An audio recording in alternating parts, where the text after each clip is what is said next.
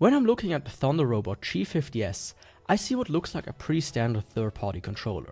Coming in at around $30 and 2 color schemes, it doesn't scream premium, but by the end of my testing, I was surprised in a good way. But the first surprise came when I unboxed it. When I took the G50S out of the box, the first thing I thought was, man, this is light. Coming in at just 207 grams, it felt almost hollow at first. After that though, I started to warm up to it, and it feels really good in the hands. The textured grips are subtle and shouldn't gunk up too fast. The extra buttons on top are fantastically placed, and the sticks are fantastically smooth, and the design is amazing. I then turned it on and noticed one more thing. Only the right stick lights up. I thought I had a defective unit, but after checking the store page I saw that this was intended. You can actually see that the left stick has no LED ring around it. I thought this was a strange design choice, but then I moved on. So now getting to what the controller offers. First, in the box, you get the controller itself, a dongle, a manual, and a USB A to C cable. As for what the G50S advertises, it has Hall effect sticks and triggers, a 1000 Hz pulling rate, 6 mappable buttons, wired 2.4 GHz and Bluetooth connection, native 6-axis gyro, ALP switches for the D-pad and the bumpers, 0 dead zone stick mode, compatibility with PC, Switch, iOS and Android, and a 600 mAh battery. Quite a set of features, but also not too uncommon. I feel like they could have shoved a 1000 mAh battery in here though. And look at this dongle. It's massive compared to, as an example, the ones that Ine ships with their controllers. One thing I mentioned here is the 0 dead zone stick modes. Without it, the sticks have a roughly 3 to 5% dead zone in the start and in the end. But with it activated, it truly goes from 0 to 100 without any gaps. I wish they would have added the same thing or a hair trigger mode for the triggers, as they have the same default behaviors. What I didn't really see advertised but should be mentioned is the light and rumble. You have 2 convenient buttons that cycle between a few steps of intensities. It's minor but nice to have. Now when it comes to the buttons and their actuation force, then I can report that this is one of the best controllers I've tested so far when it comes to consistency.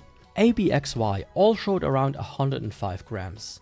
The D-pad showed 160 for up and down, while left and right were 175 and 180 grams. Start and select both showed 185 grams, and L3 and R3 were really close with 840 grams and 850 grams. And now I'll get to the sticks. With an average circularity error rate of 0.8%, with the joystick tester and hardware tester, it shows that the Hall effect claim is likely true. This is not the best, as it seems to have a slight amount of jitter, but this is not noticeable. What is more impressive to me though is the polling rate.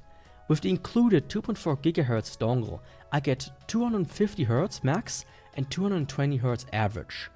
Then with Bluetooth, it already jumps up to 500 Hz max and 360 Hz average. And after that comes the cable. Remember, the advertised polling rate is 1000 Hz. Well, over the cable I got 2000 Hz max with an average of 1821 Hz. This is something else, and I don't know how to exactly interpret that. Is the tester wrong? Was the controller advertised wrong? Or did I get some lucky super rare gotcha draw with this controller? If someone knows, please let me know. As always, now comes the sound test.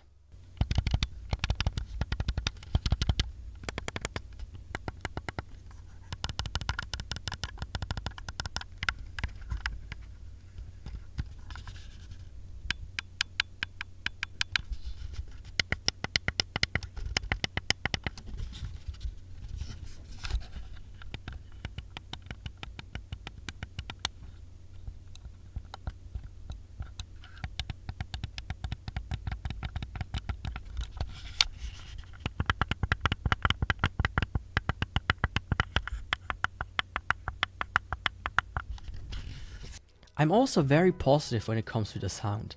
The bumpers are often a slight pain point, but these up switches are great, and I wonder why they couldn't use something similar for the face buttons.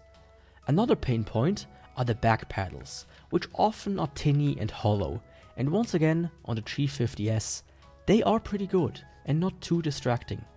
All in all, it's not offensive in any way, and I'm quite surprised again. I've been testing the G50S for a bit longer than usual, and I really enjoyed using it. It doesn't do anything out of the ordinary, but what it does really well. Praise aside, this certainly is not the best retro controller, as it is using a shield style D-pad. I'm not the biggest fan of them, as it is very easy to press diagonals, but that doesn't mean that it's bad. This is more of a preference and use case kind of thing. I don't see somebody who primarily plays retro games to gun for this controller anyways. Thanks to my longer testing time, I was also able to experience the battery a bit better than usual. The claim of around 6 to 10 hours is pretty accurate. Once again, a 1000 mAh battery would have been appreciated, but it holds for a couple of sessions easily. The gyro implementation is also working fine. As it is native, it needs to be supported, but the manual states that it can put the controller in switch mode and then set it up this way in Steam. I would guess because of that it's not active during other modes, so be aware of that. The G50S comes with 6 macro buttons. This is the most I've seen so far on a controller. Each one supports up to 16 steps with timing. That being said, it doesn't seem to be the most accurate, since with my usual test I couldn't even clear the first enemy. Setting the macros up is not just easy, but signified pretty well thanks to the purple ring. I do like this, as other controllers usually just vibrate once or make the controller connection lights blink, which also happens during low battery. Having a dedicated tell is very appreciated. When it comes to the actual placement of the buttons though, then I have mixed opinions. I'm not the biggest fan of the style used on the back macro buttons. The way they can be clicked in both directions feels awkward and just heightens the amount of accidental presses. The top 2 buttons, on the other hand, are perfection. To the point that if the big 3 ever want to add buttons to their controller, then this is how I wish they would do it. They are small, stay out of the way, but are perfectly reachable with my index finger. And I say this as someone who doesn't have the largest set of hands. This is really one of my favorite features of this controller. In conclusion, this controller is fantastic. It's not as bold as others and it plays it fairly straight, but in doing that, it gave itself plenty of room to excel in various aspects. I honestly wish that this controller was natively compatible with more systems, because if it was, I would put most other controllers into a box and forget about them. I can fully recommend the G50S, and if you want one, then I have it linked down below, together with a scan of the manual. And if you do get one, let me know how you feel about it in the comments.